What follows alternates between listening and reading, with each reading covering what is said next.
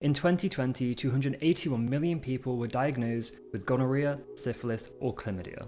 Hello, my name is Charlie, I'm a PhD student at the University of Oxford, and I just published a paper about deliberately infecting men with gonorrhea to test a vaccine.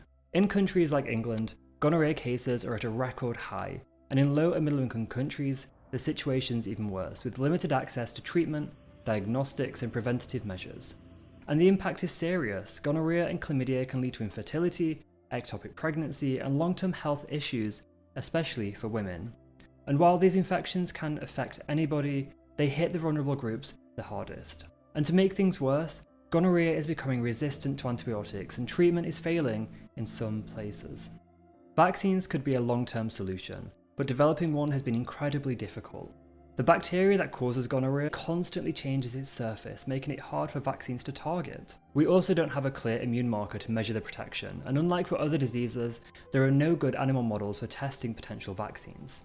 But there is some good news. Bexsero, a meningitis B vaccine, has been shown to provide 30 to 40% protection against gonorrhea, and that's given vaccine research a major boost. But here's the problem with traditional vaccine trials. They need thousands of participants to take part. They rely on people naturally catching the infection, and they take years to generate useful data. But this is where the gonococcal human challenge model, or GC-CHIM for short, comes in. Instead of waiting for results, volunteers are deliberately exposed for a well-characterized strain of gonorrhea in a very controlled setting. The participants are then monitored daily in an outpatient setting for symptoms and signs of the infection, and they receive curative treatment as soon as they reach the diagnostic threshold for infection, or if they decide to withdraw from the study, or they reach the study's final day and are uninfected.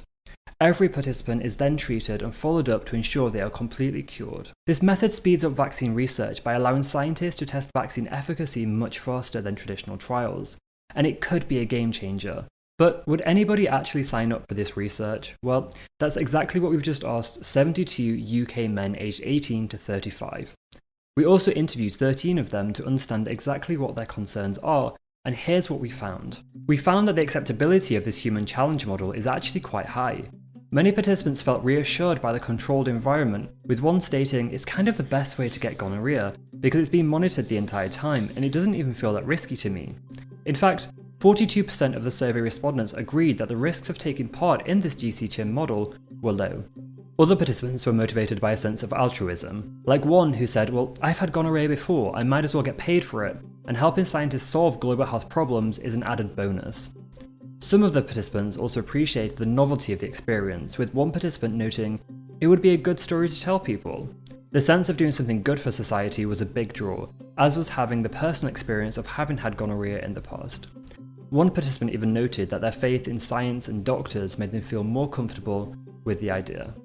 Now, while a sense of altruism and personal connection to the issue were strong motivators, compensation also played a role. For some participants, financial reimbursement was an important factor, particularly to cover the inconvenience of sexual abstinence, potential embarrassment, or even the intimate procedures involved. But overall, here's what we learned. Gonorrhea is a growing problem in both high and low income settings, but low income settings face additional challenges in accessing treatment and prevention. We also found that recruiting volunteers for a gonorrhea challenge study is possible, but stigma remains a major barrier. Compensation also matters. Volunteers want to be fairly reimbursed for their time and the study's requirements. And finally, STI research needs careful messaging. We need to counter stigma and not reinforce it. If we want to fight drug-resistant gonorrhea, we need better vaccines, and faster research methods like the GC-CHIM can help us get there. If you want to read the full paper, the link is down below.